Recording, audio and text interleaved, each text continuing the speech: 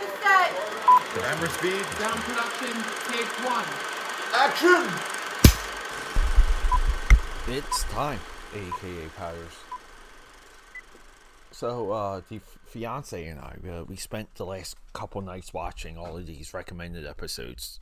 That viral meme that went out to these are the episodes you need to watch of Stranger Things in preparation of Stranger Things Season 5's Part 1 and 2. And the absolute love of my life, the beautiful woman that I get to share all of my free time with, and I'm so grateful for it. She hooked in, wanted to watch it. I said, let's do it, knowing we were, I would have this episode coming to you. And what are we doing with this episode? Because this is not a analysis of all of the years of all the things said about Stranger Things. This is not a analysis of where I think we'll end up, or if the series or if movies spinning out of Stranger Things will ever come back, or are they going to end this a little bit open-ended so the franchise can continue?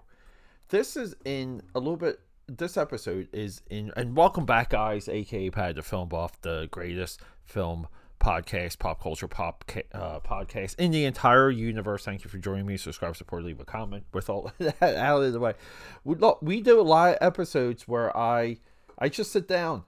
I want to jibber jabber, and I want to talk to you about a little bit of what you might be seeing on the internets, on the interwebbies, on the internet.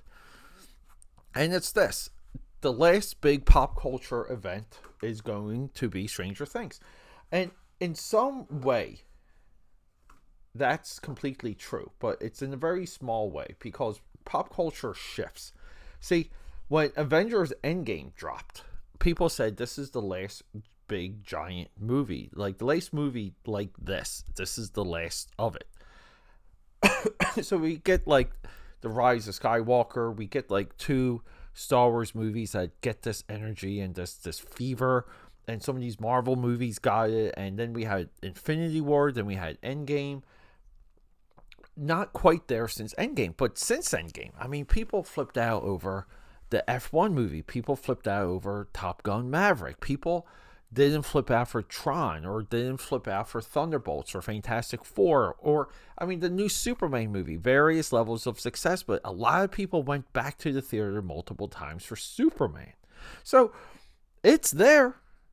But Netflix just changed the game. They said, we're going to identify our content, our material. We're going to hone in, and we're going to find through our analytics and through all of our means, we're going to find what people like most. And we're going to find what's acceptable. Can our audience wait 2 years between seasons? Will they accept full-on adults as children? And they know that every single year that Stranger Things would come out, there would just be this huge spike in people rewatching all of the episodes and watching the new season. And then that season 4 hit. Season 4 changed everything when it comes to storytelling, when it comes to streaming. You can come in late on the series and you can reskin the series with a new intention, with new characters, with new villains, and you can lean into mystery aspects of them. And there's so many shows that do this, that failed at it. And Stranger Things laid out this template with their season 4. And we were in London, and the Primark in London completely decked out Stranger Things. My fiance and I weren't expecting to see anything. We were just walking around, saw this thing, and it was like, it blew our minds. We spent all this money on Stranger Things gear, waited in line, huge line, by the way. Christmas lines in London, because we were there like a month ago. Christmas lines in London are, holy crap. You haven't seen lines like that in your entire life. So we come back wearing all of our Stranger Things gear. We come back from London. We watch Phantom of the Opera, and we watch Stranger Things. We're talking about Stranger Things like every single night. And she's seeing theories, I'm seeing, and she's not as deep into it, aka Powders, as you think. It's a completely, I saw this in my feed type fandom with her, but she loves the characters. She wants to know what happens next, and this and that. And what drops between Stranger Things season 5, part 1 and 2? Emily in Paris, and we sit down, we watch all of Emily in Paris in 1 or 2 sittings. And the finale of Emily in Paris, when it comes, will be a similar impact. It'll just be a different segment of the audience. It'll just be a different, same as Downtown Abbey. As big as Downtown Abbey got, there's so many people that are clueless to the actual appeal of Downtown Abbey. They just can't fathom it. They don't know what it is. They don't want to think about it. They're moving on.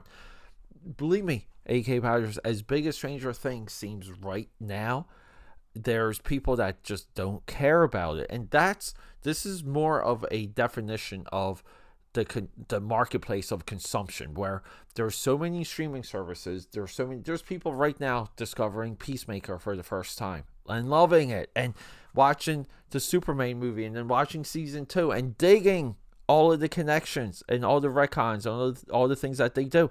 They're into it. And there's some people that aren't. And that's it. We fall in love, we absorb, we dedicate ourselves to separate things right now. There's no universal, and Chuck Klosterman talks about this, there's no universal positioning or universal consumption of pop culture anymore. These streaming services, the Spotify's, and just the way everyone has their own separate playlists, and that's that.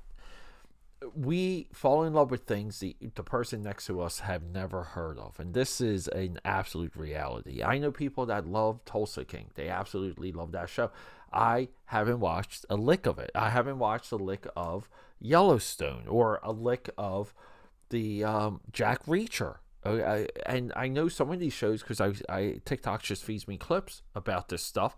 I know people that are fully dedicated to John Wick, and they will tell you the Ballerina is one of the best spin-offs in Hollywood history. I have yet to see that. Stranger Things season 2 part 5 only achieves one thing, AKAPADers. It's a new template, and it's a new sketch, if you will, of what the audience can hold. They can retain something for 10 years. And we're seeing it here, and we're seeing it in such a new, bright, and interesting way that this will only be duplicated. So when people tell you this is the last big thing, they're just saying it. They're lying, or they're doing it for clicks. When someone tells you that Avengers Endgame is the last big movie that we will ever get like that, they also, and some of it too, people say things they believe are true. But what we do here on the AKAPAD Film Buff podcast, we're critical, and we're critical on both sides of it. That argument does not hold a lot of water. I'm sorry. Stranger Things Part 2 will only lead into more Stranger Things. Stranger Things becoming more of a cultural landmark. Spin-offs. We're going to get more of it. And then we're going to get another show that will do the same thing to us and for us that Stranger Things has already done for us. All right, AKAPADers. A little bit of a quick discussion today. I love you. Rock and Roll sound. Rolling. Sound production, Let take me 2. cut in. Sorry, AKAPADers. I know it's such a hot, passionate episode, but I'm breaking the flow real quick just to remind you guys. If you want to support me, one of the best, easiest, and free ways to do it, leave a comment. Give me a like. I know there's someone out there that you know that loves film as much as I do, that love the film industry as much as I. Show this to them. Comments, likes, and reviews, positive or negative, it doesn't matter.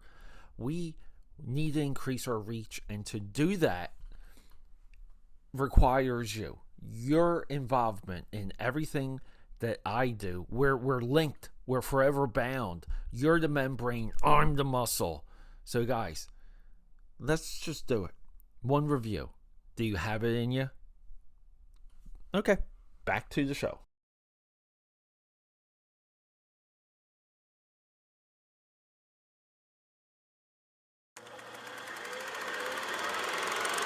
Okay, that's a wrap.